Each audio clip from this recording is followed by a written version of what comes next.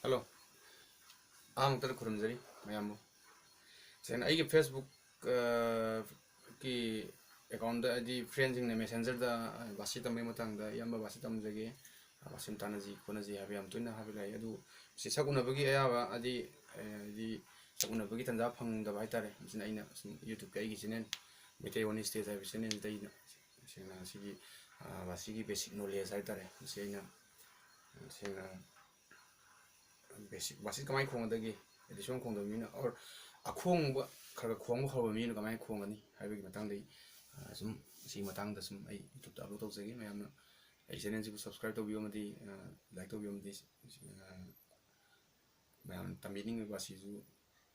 madugi khulong jab ju biyo ai na phungsari duga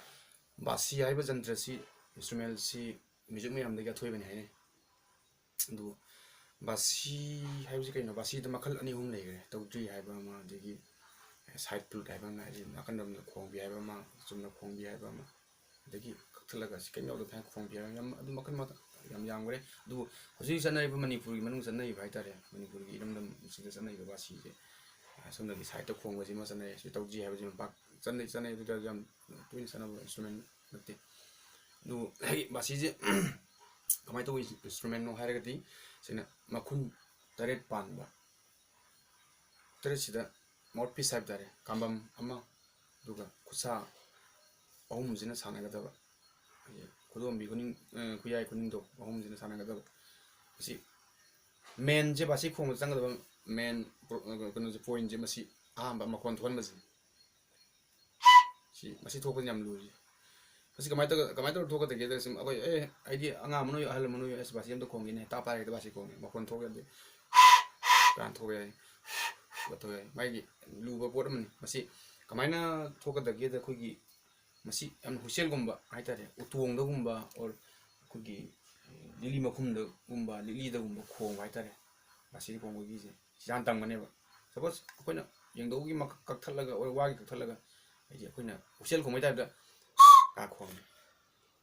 ga amtang khong da loi gi basi ngasai gi khong i posi swor jang tang da khong si leiba hachang da leiba swor je ayamba ai tare swor je khar leiba swor je koi sang sin na bne ana ka me adu masi swor jam sang na ka ma ga ngasai gi aten ba swor je swor ma sang na ting thoga anu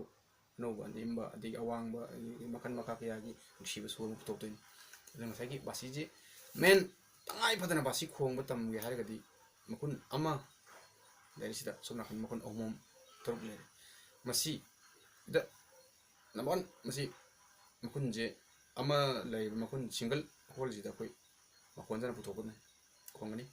masi pak taw ya de aduna masi gi masi gi tana bai damakta masi gi beno je koi gi makun ama ji da koi makon thol na bai dam da kari kamai to na practice to da ya har di gi Kolo makum hai le to hujen na khongba adi masi amutang khong loi de sang na khong da ba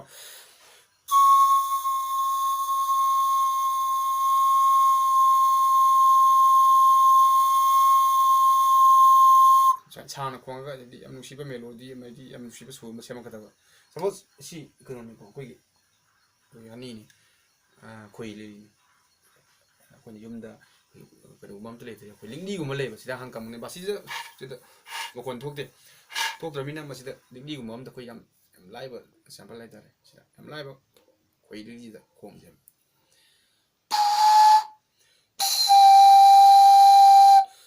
siga hina bi jam to intang mane yam to ina thamma yam to ina practice ro matong da practice ro matong segi masida yam haina ra ba adi thammaga khogi posta par khong je semaga hedi semaga makon thok to bi kon tholak bi ka tholak bi sina da ba ta par thammaga makon tok do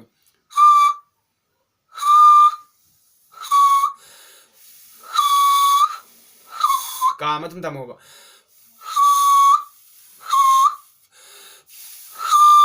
suma kon thon ba je adi dugi matik je gani yam set na sigi khogi gani chalu ta bai tare ko khogi sida thammaga khogi haina bi thom tare thamma makon thok na ba ek thammaga ka koi thina da bi ana daga sang na kong ta mane ba taman ade masigi basic se loani ko hapta am agumba haiten mi humni humni sidan li ko khong ko ngau bi ai o ko chik bi mi chik bi ai na ton na bi ai or khadang chik bi ai suba ko na bi ai adi ngatang ken do ni aduna sagi basi ji khong na bai nam ta ko basi ji khong na bai nam ta ko na sagi lili gumba wa gumba utong gumba jeng do makka kum da ko gi fazana khong do bi ken ji fazana series paper tak thop bi daga sum kang da ba aduga last sigi basi gi makun ama khata sita khong ta ngam siju amda khong da sur loin sur ji control toraga akogi aksang manung da manung gi sur ji kogi kogi stroke toraga ne thamani du ko tapna khai sang na khong ta ngam ahmada di first di kasu yam kana sur sang bi yaro sum habit ama thang do ne ha loi ni ahmada ha loi ni ade mathang da hata ma da kana bukan sakar sangani ade 좀 khongba control pattam taraga yam pikna soji ka chikdang china ga ma khon sap sap sang sar ma tha ka ne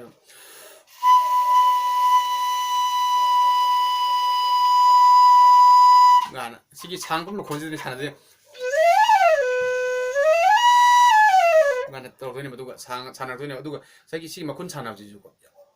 amana melaga amana happy ka lik obi ya de lik obi ma khonji thoi sum thoi du tholp ya de ma khonchi la ka ne aduna ama si pai na bona ka pai kan na pa che na pai bona ka ku ku chi sigi basi gi oho bji gi makun ji gi dak pham je si sai len ga da le su na le la adu ma ti ai ai na bi ma da thang ga da adu ma tung da sagi ola pa sel ga si ani ma sur je so mamang da kan na khong ge na ko si ka ma ne ko ka ho kan ma kon sum de si si ku medem ma kon ni to ji basi ma kon ji da ohum le ani ba ma medem hai sida ngasagi medium jini ngasagi alu khagi ani amba kanu lo jini sina du adana ngasagi lo je sida pula pa jalaga men jalaga sida long note am chang ba isa nang ngam jari ni sang ba ta san mi amang ngame or second kun chang ngame second ni phung ngame mai ta ba aduga sidai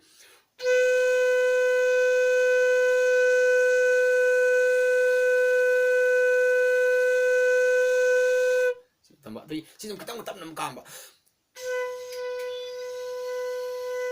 man control sum taw taw sum kana kama tam mai sum kama mai ko gi so sang ba ya bi kenu habit che ko isa da thang madam ni jagi knowledge da to practice tam taroga ani ma dei hawu da ani ma dei matang sum la ka dam ne ko to sai basi je ai sumaina lep na tha ahung gum basic knowledge thamaga di tawga di practice tawga di ai line dum basic knowledge dum pangani kale dan sagi basi pa maybe sinau singna ingon da yam to ne message ta bi whatsapp to de messenger ta ai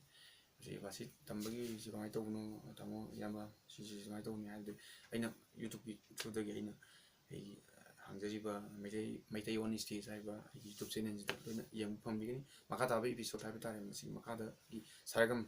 ma da ni sa ji kai lai no degi sa ga re ge mar si kari le ge sa ji kamai to lai no re ji kamai